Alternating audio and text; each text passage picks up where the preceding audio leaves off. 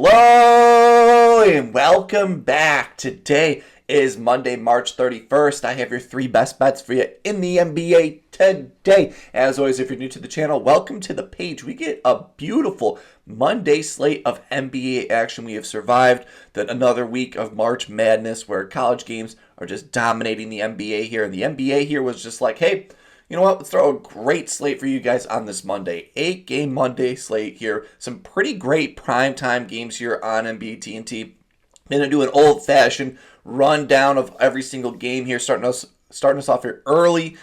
Clippers, Orlando, 212 over-under, the lowest over-under on the day here overall. This game doesn't really mean much for Orlando. They're pretty much like locked in on that 8th play-in spot overall. And the Clippers, this is a massive game for the Clippers. They're the 7th seed. They're a half game back of the 6th seed, which is the Golden State Warriors. So this is a massive game for them here overall. That's probably why they are a 2-point favorite here on the road. But this is a big game for the Clippers. Orlando, not as much here. They're just trying to probably get into a groove going into the NBA play-in.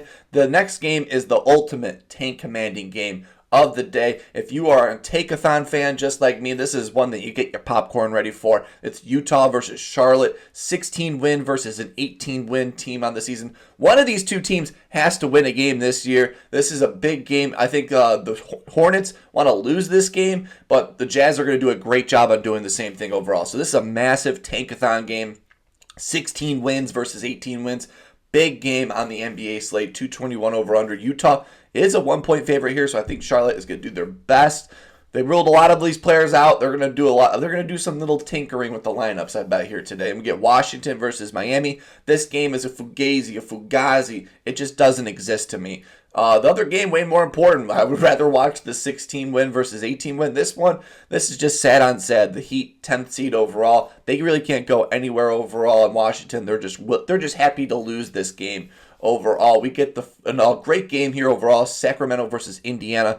This game's going to be a lot of fun here. Hand up, I'm moving away from taking props on the Kings for a little bit here, even though this game's a ton of fun. 235 over under, Indy 5-point favorite. Indy is pretty much locked up the 4th seed here overall. They've played 74 games on the year. They have 8 games left. Not much movement they could do overall, especially with the Bucks not being as great overall. But this game's massive for the Kings. They're currently at a 3-way tie for the 9th seed out west. So this is a massive game for the Kings here. They are road favorites here. They played a nice little road stint, so they are kind of playing a lot of road games into this game. But 3-way tie with Phoenix and Dallas. This game means a lot for the Kings overall. The first primetime game, Boston versus Memphis, TNT. This game's going to be awesome. 235 over under, Boston 4-point favorite. This game's a ton of fun. This game doesn't really mean much for the Celtics overall, but this game means a lot for the Grizzlies. Just fired their head coach here overall. They're trying to hold off LA and Denver in the playoff standings. They're currently the 3 seed here overall, so this is a massive game for playoff seeding here overall. Trying to even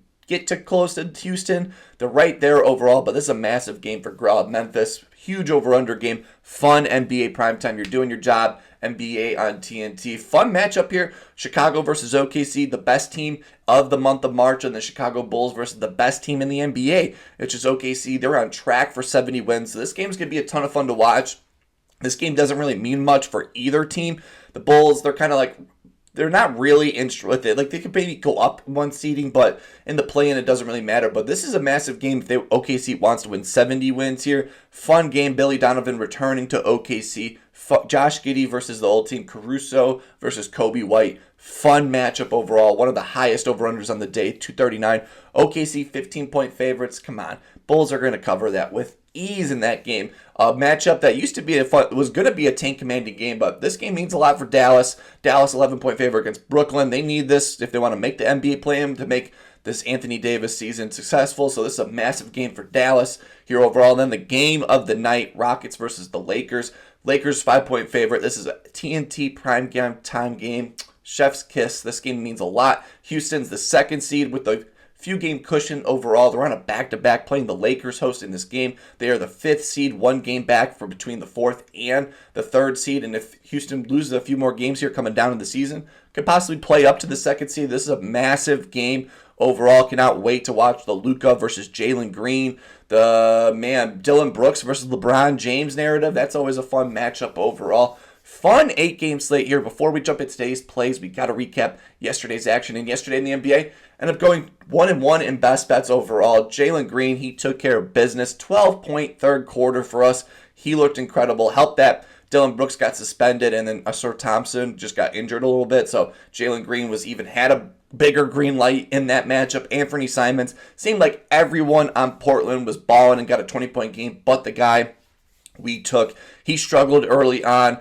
Pretty much any single pivot play that you wanted in that game took care of business. I know I wanted to take Denny. Hindsight's 2020. I could say it now, but a lot of the players that I wanted to take the over. OG Anunoby's been balling. He had a pretty bad matchup. But man, everyone else took care of business in that game except for Anthony Simons. 1-1 day. End of last week was not fun, but today's a new week, fresh day overall. And let's just jump into it. For my first play of the day, going to be in this Boston-Memphis Grizzlies game, 235 over-under on prime time. And Ja Morant, he got his coach fired. We just took his over last time. He's playing normal minutes. He has a great spot here. My projections have him going way higher than what's shown here. So give me Ja Morant to go over 30.5 points, assists, coming in at minus 122 on FanDuel. He's gotten this over 5 for his last 5 games, averaging 39.4 points, assists per game. With the last 5 games, him getting 38, 41, 35, 51, and then he had 32 points, assists in his last 5 games overall. He's got this over 4 for his last 4 against the Celtics, averaging 39.3 points, assists per game. With the last 4, him getting 45, 39, 32, and 41 in the most recent matchup this season. He has been balling out. Just got the coach fired, and he returned from injury, which was no problem. He played 31 minutes in his return from injury. He normally plays 32 to 33 minutes a game, so he's right on his normal playing time overall. Loved the volume that we got from him. He went 9 from 23 from the field. 23 shots for Ja Morant is incredible. Love the volume. He went 22 and 10 in that last game, so the assists were right there. High usage rate, which we love. 38% high usage rate compared to the season regular average. He averaged 32% usage rate. He's getting used almost 40% of the time in that last game. So I love the usage rate last game. Maybe the new head coach has a whole new system for him overall. Averaging 20 field goal attempts per game these last 10 games. So I love the volume overall. High, fast-paced game, 235 over-under. This game means a lot for the Grizzlies for the Western Conference standing. Ja Morant has been balling 9 for his last 10 overall, averaging 36.6 points, assists. PGs have kind of had the luck of the Irish against the Celtics overall. CP3 had 17 points, assists. Tyrus Jones 13. Keon Ellis had 18. Keontae George had 28. D'Lo 25, and SGA had 41 on him. I have Ja Morant projected at 35 points, assists, so we get a nice 4-point cushion on points, assists overall. He looked great returning from it. 23 field goal attempts per game, went 22 for 10, 4 for his last 4 against the Celtics. He's going to make it 5 for his last 5. Big game here overall. And I love this graphic with the Grizzlies colorway overall. So we cannot lose. So give me Ja Morant to go over 30.5 points, assists, coming in minus 122 on FanDuel. Jump into my second play of the day. Going to be in the Chicago